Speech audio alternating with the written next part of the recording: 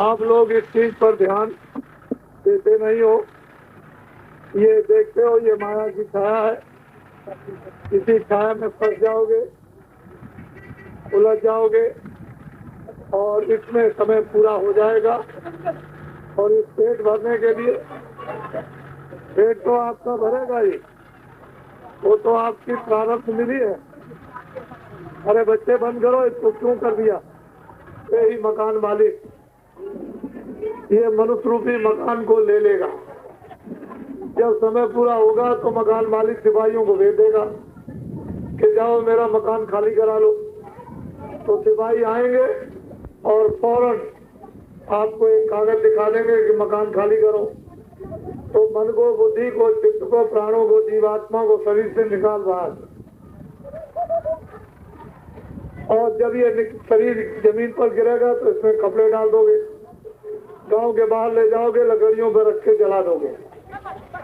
ये आपकी खेती, ये मकान, ये बच्चे, ये साथी, ये घर का सामान, ये सबका सब पड़ा और ये भी जला करके राख कर दिया।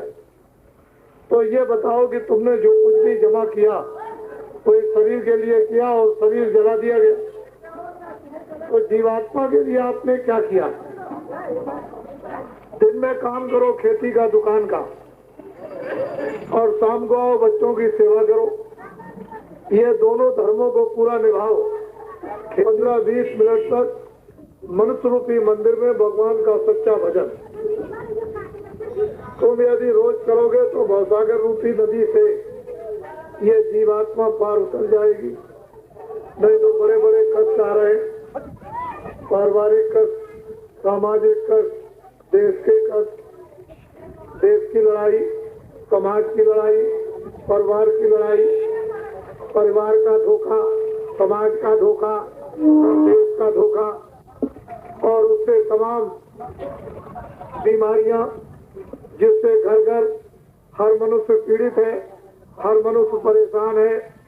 तो घर की व्यवस्था बिगड़ जाएगी तो घर अशांत, समाज की व्यवस्था बिगड़ेगी तो समाज अशांत, देश की व्यवस्था बिगड़ेगी तो सारा देश अशांत हो जाएगा। तो ये ऋषियों मुनियों, साधु संतों, महात्माओं की ये भूमि, जब अधर्म होता है, जब धोखा होता है, जब बेईमानी होती है, जब चोरी होती है, मारपीट होता, जब हिंसा होती है और जब पाप बढ़ जाता है तो इन पापों को क्षय करने के लिए वो परमपिता परमात्मा अपनी विशेष शक्तियों को भेजता है। फिर से एक नया काम होगा, एक नई व्यवस्था होगी, परिवार की, समाज की, देश की। अब तो इस समय पर तुम्हारा सबका सहारा टूट गया। इस पेट को भरने के लिए कितना धोखा देते हो, कितना झूठ बोलते हो, कितनी बेईमानी करते हो, क्या क्या चोरी करते हो, किस किस को तुम मारते हो, किस किस का तुम ले लेते हो। इस पेट के लिए तुमको ये नहीं मालूम कितने जन्मों का पुण्य था। उस पुण्य से आज तुमको मनुष्य शरीर मिल गया और जीवात्मा को भवसागर रूपी नदी से पार उतारनी चाहिए। फिर तुम इस मनुष्य शरीर को सबसे महान और ऊंचा नहीं समझते हो। भगवान ने जन्मजात का तुमको अधिकार अमीर गरीब बनने का नहीं दिया। अमीर गरीब तो कर्मों से बनेंगे। रोजगार भगवान ने दिया, वो तो ये कि दिन में खेती करो, दुकान करो, दफ्तर करो, शाम को आओ, बच्चों की सेवा करोगे। तो इसलिए आप लोग एक बात हमारी मान लो कि शाकाहारी व्रत लो। शाकाहारी व्रत तुम समझ लो, जितने अनाज है सब खाओ, जितनी सब्जी है सब खाओ, जितने फल है सब खाओ, जितना दूध है उसको पियो, जितना घी है उसको खाओ, अच्छे से अच्छे कपड़े पहनो, अच्छे से अच्छे मकान में रहो, लेकिन शराब मत। जो शराब पीता है परिवार नष्ट हो जाता है, जो शराब पीता है धर्म नष्ट होता है, समाज नष्ट हो जाता, जो शराब पीता है देश नष्ट हो जाता। शराब पीने से राज चला जाएगा, शराब पीने से जागीर चली जाएगी, शराब पीने से धन चला जाएगा, शराब पियोगे तो स्त्रियों का जेवर बिक जाएगा, घर का सामान बिक जाएगा। शराब सबसे खराब नशा, इसको मत पियो, शाकाहारी जीवन अपनाओ, जिससे तुम उस जीवन में मानो धर्म, मानो कर्म, इसको कर सको और कुछ पुण्य जमा कर लो जिससे 84 नरकों में न जाना पड़े। नहीं तो 84 और नरकों की यातनाएं ऐसी ऐसी है कि काटे जाओगे, जलाए जाओगे, सड़ाए जाओगे। कोई भी परिवार में धन दौलत और बाल बच्चे आपको बचाने के लिए नहीं जाएंगे। वहाँ बड़े बड़े लोग पिट रहे हैं। ये कर्मानुसार कर्म प्रधान विश्व रच राखा और जो जस करे सो तस फल चाखा। ये कर्मों का क्षेत्र है। अच्छा और बुरा करने का तुम्हें अधिकार मिला है। बुरे को तुम समझो, साधु महात्मा योगी आ जाए, रामायण गीता भागवत में लिखा हुआ है, उसका नहीं समझ सकते हो तो महात्माओं की बात को समझो। उनके पास रिद्धि सिद्धि और शक्ति और ज्ञान होता है, वो तुमको सब कुछ दे सकते हैं। तुम जो सड़कों के किनारे, मैं आ रहा हूँ, लाखों की तादाद में सड़कें भरी हुई हैं, ये कुछ चाहते हैं। इनको बड़ी तकलीफ है, बड़ी पीड़ा है, बड़ी बीमारी है, घर में बड़ा झगड़ा है, समाज में बड़ा झगड़ा है, राज के बड़े भारी प्रकोप है, टैक्स बढ़ रहे हैं, तेल का दाम बढ़ रहा है, मिट्टी का, डीजल का बढ़ रहा है, पेट्रोल का बढ़ रहा, खाद का बढ़ रहा, बसों का बढ़ रहा है, कपड़ों का बढ़ रहा। तुम्हारा जनजीवन अस्त व्यस्त हो रहा है, तुम निराश हो रहे हो, तुम असहाय हो रहे हो, तुमको कोई सहारा देने वाला नहीं मिलता है। जब सारा मानो सारे संपूर्ण देश का असहाय हो जाएगा और फिर जब देखेगा कि अब कोई बचाने वाला नहीं, तो परम पिता परमात्मा अपनी महान आत्माओं को मनुष्य रूपी मंदिर में भेजेगा और फिर वो आकर के जैसे राम ने काम किया, किसने कराया?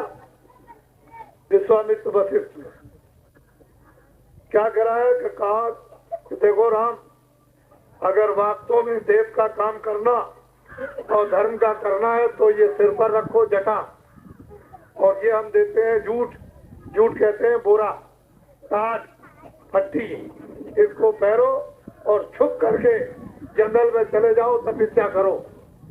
भगवान राम छुप करके चले गए जंगल में और 12 वर्ष तक उन्होंने तपस्या की। उससे रिद्धि सिद्धि शक्ति और जब ज्ञान प्राप्त हुआ तो 2 वर्ष में जाकर के फिर उन्होंने अपना प्रबंध किया और ऐसे बड़े, जब वो त्रेता समाप्त हो रहा था तो रावण को मारा।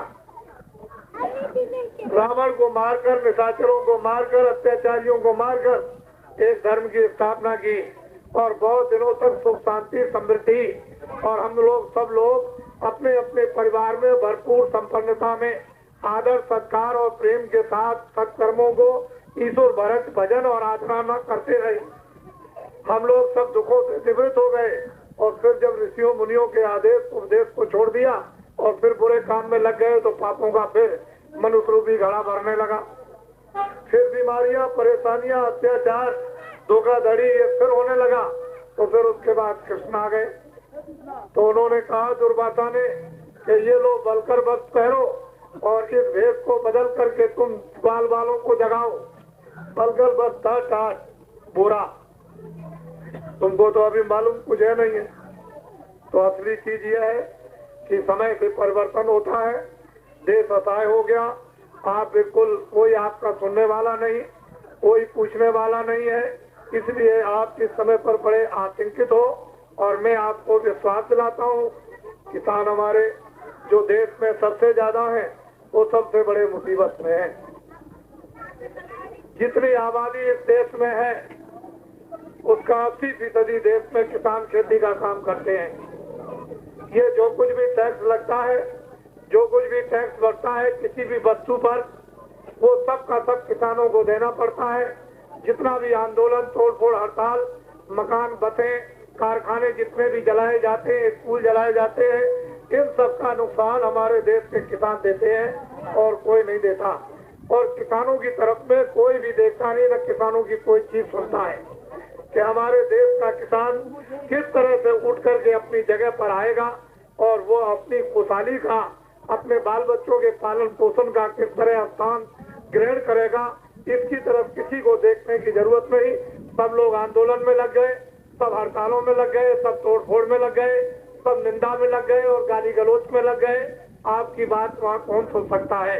हमने भी अंग्रेजों का जमाना देखा था, हमने भी राजाओं का जमाना देखा था। उस समय पर बड़े अच्छे लोग थे, बड़े धार्मिक लोग थे, बड़े सच्चे लोग थे, बड़े ईमानदार लोग थे, बड़े न्यायकारी लोग थे। आपस में प्रेम था। सब लोग उठकर सुबह ईश्वर भजन आराधना किसी देवी देवता की या रामायण गीता की करते थे। सब लोगों को ये बोध था कि ये बुरा है, ये अच्छा है।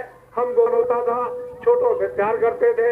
और उस समय पर अंग्रेजों के जमाने में 1 रुपए का 12 पसेरी गेहूं और 12 पसेरी चना और 12 पसेरी गुड़ बाजार में बिकता था। 1 रुपए का 60 किलो। आप इतनी मेहनत खेतों में नहीं करते थे। फसल पर आपने समय पर मौसम पर आपने अनाज बो दिया और चुपचाप घर में रहते थे। उद्र पोषण के लिए आपको सब चीज, बाल बच्चों की परवरिश के लिए मोटा और महीन मिल जाता था और आपका जीवन स्वच्छ और साफ था। अब तो इस तरह मेहनत करते हो। पहले 1 कमाता था, 10 खाते थे। अब 10 कमाते हैं, 10 नहीं खा सकते। बड़ा परिवर्तन हुआ। न इतनी बीमारियां थी, न इतनी चोरियां थी, न इतनी डकैतियां थी, न इतनी बेईमानियां थी, न इतने झूठे मुकदमे थे, न इस तरह की कचहरियां थी। एक बहुत गांव में सीधा साधा हमारा न्यायालय होता था। गांव के पंच इकट्ठे हो जाते थे, बड़े बूढ़े, और कोई गलती होती थी तो फौरन उसका समाधान